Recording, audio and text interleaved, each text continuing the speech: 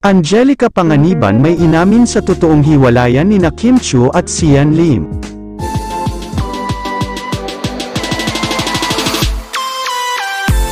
Isa sa mga maituturing na kaibigan ng aktres na si Kim Chiu ay si Angelica Panganiban.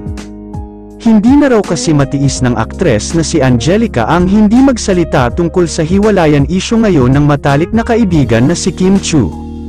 Maging si Angelica raw ay nasasaktan sa pinagdadaanan ni Kim.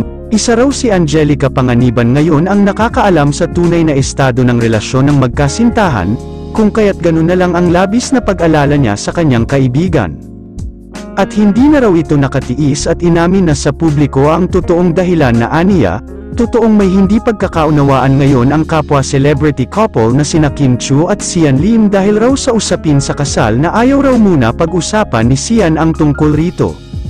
Ito raw ang pinagtataka ngayon ni Kim na bigla na lang raw nag-iba ang ihip ng hangin ni Sian na dati-rati naman umano ay palagi naman nila raw ito pinag-uusapan. Ayon sa balita naging busy na raw ngayon ang dalawa sa kani-kanilang mga ginagawang proyekto kung kaya't wala ng time ngayon sa isa't isa ang dalawa.